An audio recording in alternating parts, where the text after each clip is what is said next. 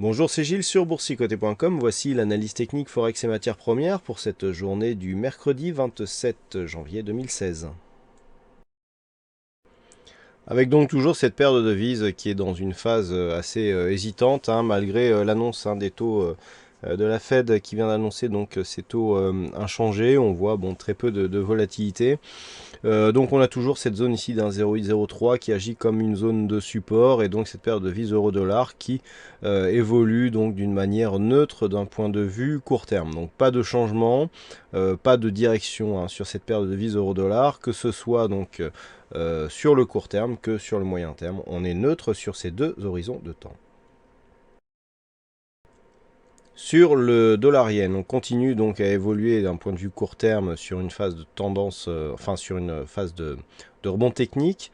Donc on a eu ici le test de cette zone des 116,07, on a rebondi sur le retracement des 38,2% de Fibonacci, donc là c'est vraiment très précis. On est revenu chercher ici le retracement des 23,6 avant de revenir tester cette zone. Il semblerait que cette zone résiste, qu'on subisse ici comme zone de résistance, donc nous avons deux solutions à partir de ce niveau.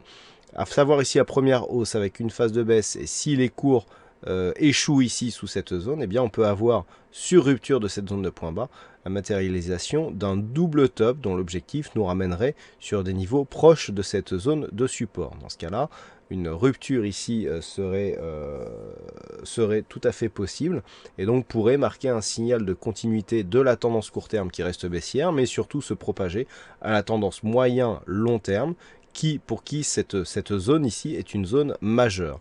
Donc à surveiller dans le cas d'une redescente, la zone ici des 116,07 qui pourra avoir des répercussions sur la tendance long terme. Naturellement, tant que cette zone de point bas n'est pas cassée à la baisse, eh bien, nous avons toujours une dynamique court terme haussière à entretenir. Et enfin sur l'or, eh bien, nous sommes toujours dans une continuité de mouvement haussier. Depuis ce test ici, eh bien, les cours évoluent largement au-dessus de cette moyenne mobile 20 exponentielle. On est venu casser ici la zone des 1114,49, une cassure à laquelle a suivi ici une petite phase de consolidation, qui est venue tester ici cette zone de support que je n'ai absolument pas repositionnée. Et donc on matérialise ici une poursuite de dynamique qui irait dans le sens d'une validation de la poursuite de ce mouvement haussier court terme. Donc on a ici des indicateurs qui suivent ce mouvement, qui sortent bien ici de la phase de consolidation. Et sur cette dynamique, eh bien, les prochains objectifs se situent donc légèrement plus haut, notamment sur cette zone des 1132,75, et sur rupture de celle-ci, eh bien, on irait chercher la zone des 1150. Tant que les cours restent ici au-dessus de cette zone de point bas qui se situe à 1109 $ l'once, eh bien, on reste dans une dynamique haussière sur l'or. Voilà ce que nous pouvons dire sur cette analyse technique Forex et matières premières. Passez une bonne soirée, bonne chance dans vos prochains trades. On se retrouve dès demain pour d'autres analyses techniques sur le site boursicoté.com.